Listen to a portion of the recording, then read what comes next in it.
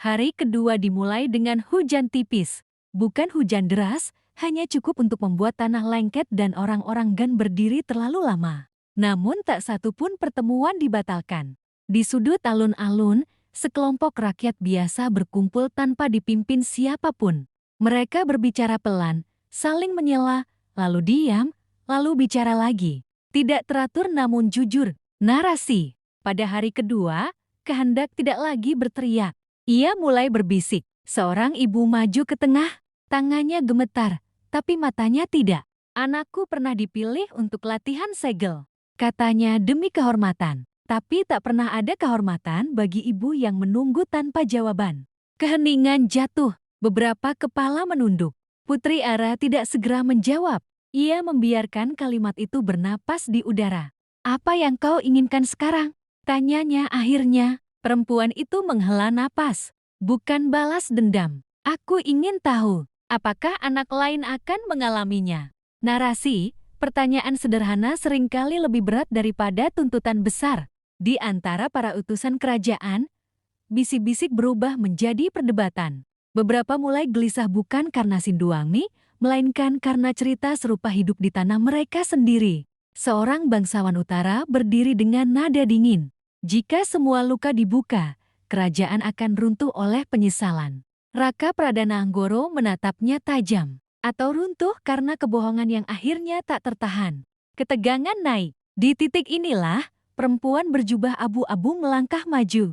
Sejak awal ia diam, tak pernah berbicara. Kalian semua salah, katanya tenang.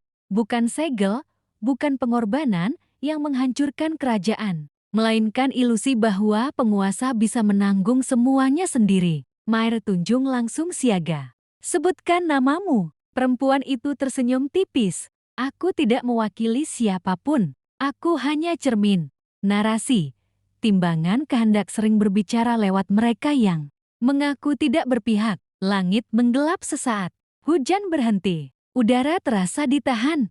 Putri Ara berdiri dan menatap perempuan itu. Kalau kau cermin, apa yang kau lihat di Sinduangi? Perempuan itu menatap sekeliling rakyat, pendekar, anak-anak, orang tua. Aku melihat kerajaan yang sedang belajar tidak mewariskan ketakutannya. Cahaya tipis muncul di udara tidak menyilaukan, hanya cukup untuk disadari. Sangga langit berbisik, hari kedua, diterima. Namun jauh di ruang timbangan kehendak, Prabu Kalaniskala mengerutkan kening. Untuk pertama kalinya, salah satu lengan timbangan tidak bergerak sesuai kehendaknya. Menarik, mereka mulai membentuk kehendak kolektif. Ia mengangkat tangannya lebih tinggi dari sebelumnya. Kalau begitu, hari ketiga tidak akan sesederhana suara. Narasi penutup, 2 hari berlalu tanpa darah. Dan justru karena itu, bayangan yang datang berikutnya tidak akan menyasar tubuh melainkan kepercayaan. Hari ketiga menunggu. Hari ketiga datang bersama kabut tebal. Bukan kabut biasa, ia bergerak perlahan, seolah memilih jalan sendiri di antara rumah dan manusia. Pandangan menjadi pandek, suara teredam, dan arah terasa mudah disalahartikan. Narasi. Pada hari ketiga, kehendak diuji ketika kebenaran tidak lagi terlihat jelas. Di alun-alun, orang-orang duduk lebih rapat. Beberapa wajah menunjukkan keraguan yang kemarin belum ada. Seorang pemuda berdiri tiba-tiba. Tadi malam, aku melihat pasukan bayangan di luar tembok. Bisik-bisik langsung pecah. Seorang lainnya menyela. Aku mendengar utusan barat ingin pergi diam-diam. Raka Pradana Anggoro mengangkat tangan. Tenang, siapa yang melihat langsung? Namun kabut membuat semua kesaksian terdengar setengah. Tidak ada bukti, hanya perasaan. Narasi, Prabu Kalaniskala tidak menanam kebohongan. Ia hanya menyuburkan keraguan yang sudah ada. Putri Ara berdiri di tengah kabut. Suaranya tenang, tidak meninggi. Hari ini, kita tidak memutuskan apapun. Kita hanya memastikan tidak ada yang diputuskan oleh ketakutan. Mair Tunjung merasakan sesuatu dan berbisik cepat. Kabut ini bukan untuk menyerang. Ia memecah fokus. Tiba-tiba, seorang utusan berteriak. Dia mata-mata. Jari menunjuk ke arah Gatrawulung. Kerumunan bergejolak. Gatrawulung terdiam, napasnya berat. Aku rakyat biasa, tak lebih. Beberapa orang mulai mundur darinya.